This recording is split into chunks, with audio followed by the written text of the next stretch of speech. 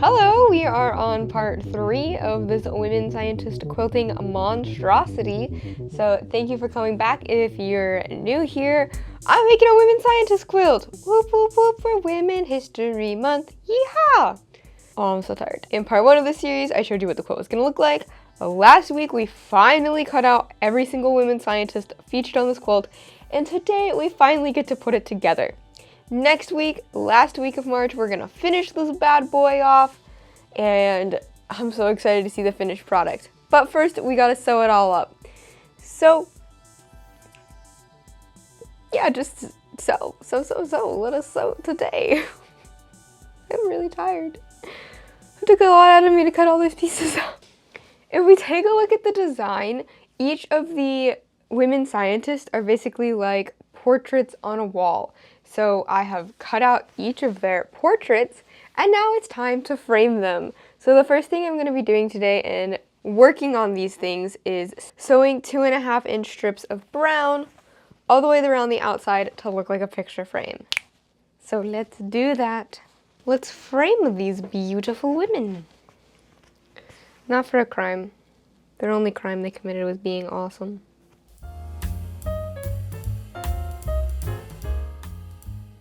Okay, one portrait framed, now 19 more. While I sit here and sew on these other 19 frames, let's talk about Sylvia Earle. She is, because she's still alive, an American marine biologist who's done a lot of different things, but she's most well known for her underwater seafloor research, and she holds the deepest untethered sea walk record. But that was scary. And she also started a company that designs and built underwater vehicles for the purpose of advancing our knowledge about the ocean. This is all really important because learning more about the ocean helps us so much. The ocean is very key in explaining weather and climate patterns. It's an important food source and an important oxygen source, so learning more about it and advancing research in the ocean helps us as humanity. Sylvia Earle is also still huge on ocean conservation and protecting the environment today. So thank you, Sylvia Earle, for doing so much to advance our knowledge of the oceans and why we need to save them. I finished putting frames around all 20 portraits. Yay. I love it when I finish a task. And now the next step is to actually finally start sewing all the pieces together to make a quilt. So as you can see in my original diagram I had made in Adobe Illustrator that is to scale of how I want the quilt to be, I put these red outlines around different sections of the quilt. So first I'm going to start by making each of those red outlined sections. I made these red outlined sections so that I could actually have a guide of like, I have to sew this piece together before I can sew in this piece, because when you're dealing with so many different blocks in fabric, you still have to make sure they're all sewn upon like straight lines, because you can't have like a piece that has a square and a rectangle up here and then somehow manage to fit in a piece here with two sides. I guess you could figure that out, but it would be pretty difficult. So you have to make sure everything is in lines and then the lines get sewn together. So that's what I did with my red outlines, is those are kind of the sub blocks of the bigger block of the quilt. So I'm going to start putting those together. But first, I gotta talk about a couple women scientists. I've been covering 5 women scientists per each video, so that by the end of this video series, I'll have covered the lives of the 20 women scientists present on this quilt. But I actually have kind of forgotten which ones I've already talked about, so let me consult my notes. First up, let's talk about Rita Levi Montalcini, whose name I'm probably mispronouncing. She's an Italian Jewish neurobiologist, and during World War II, thanks to the anti-Semitism going on at the time, she was forced into hiding, but she turned her bedroom into a laboratory and did experiments on chicken embryos and their development. She would go on to study something called nerve growth factor, which is responsible in kind of helping, in our early stages of development, helping our body go, hey, we need to grow in these areas. And for this, she was actually awarded the Nobel Prize in Medicine and Physiology in 1986. Her research on nerve growth factor and development of embryos, she plays a really big deal in understanding how certain cancers and tumors can spread so fast, as well as help us give better insight into the treatment and cause of Alzheimer's and other neurodegenerative diseases. So, thank you, Rita Levi-Montalcini, for all of that great groundwork in developmental neurobiology that really can help us solve some of the big issues we tackle today with cancer and Alzheimer's and other diseases such as that. Next up, I'm going to talk about Jeanne Villepreux. Probably also pronouncing her name wrong. She's French, though, not Italian. And she was actually a French seamstress who walked all the way from her tiny village in France to the capital of France, Paris, to become a seamstress. But along the way, she also developed an interest in science, particularly in studying a specific species of octopus called the Argonaut octopus.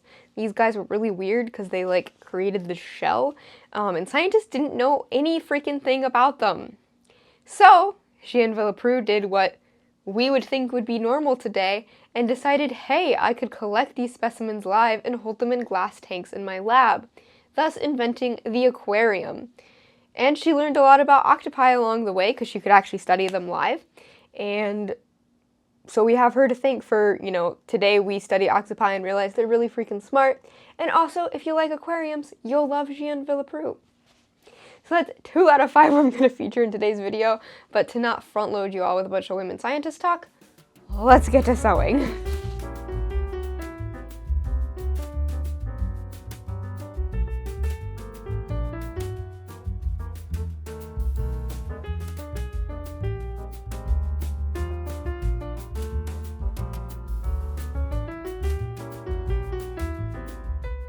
Laying here with 3 panels complete of my quilt, or 3 sub-blocks complete of my quilt. It's looking good so far. I'm very excited about that.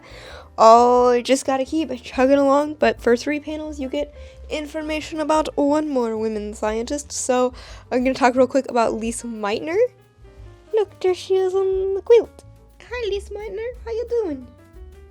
No response. Alright, she's fabric after all. Lise Meitner was an Austrian physicist who ended up moving to Germany. She also happened to be Jewish, so when, again, World War II and the anti-Semitism, there we go, came into place, she had to flee Germany for her life. She snuck out in the dead of night and crossed the border.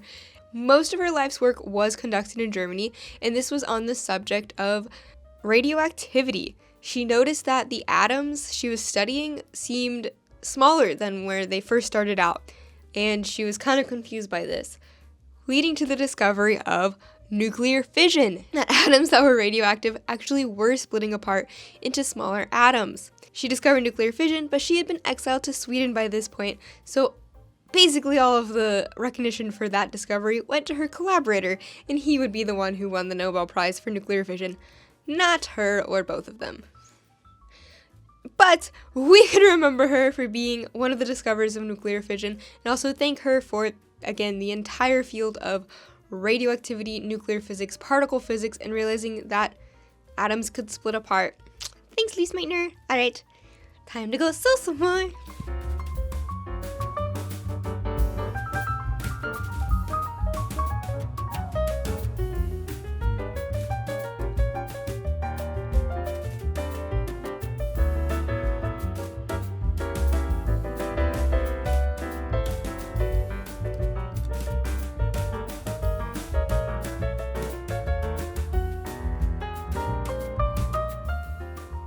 She is complete.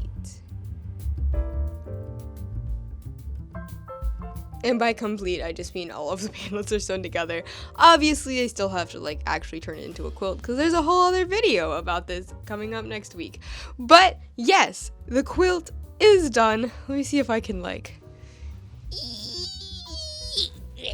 give you a good angle of I guess the quilt top is done. I think it looks absolutely magnificent, and I'm so excited to finish this gosh darn thing. But I do have 1 more woman scientist that I have to talk about for this video. Can I find her? There she is, right? Yeah, that looks like her. Her name is Qian Xiong Wu. I'm sure I said that wrong. And she was a Chinese American scientist who worked on the Manhattan Project, but perhaps her most important work was an experiment that disproved the theory of parity. Yeah, I'll do my best to explain what that is because it's very high-level physics that I don't understand. But the concept of parity in physics is this idea that there is a mirror world that's exactly the same as ours, but mirrored. So everything in that world exists the same as it does in our world, except the complete opposite. So right would be left, left would be right, counterclockwise would be clockwise, clockwise would be counterclockwise, etc. So the idea of parity is that they are the same but opposite.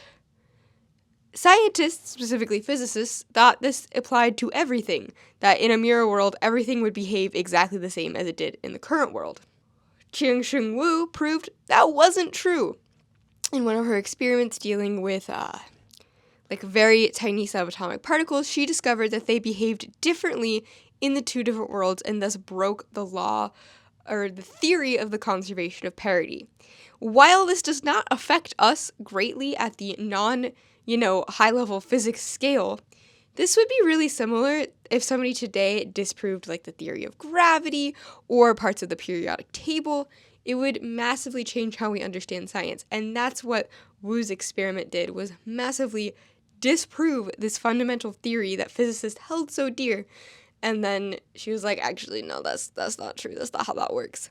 So, thank you, Chien-Shiung Wu, for proving that scientific theories and laws are just our best working examples until we figure out something even better.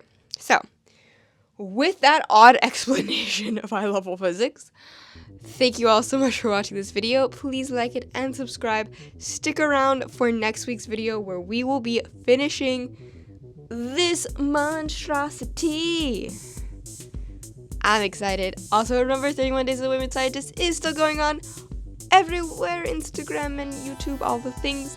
So check that out, and as always, keep it science!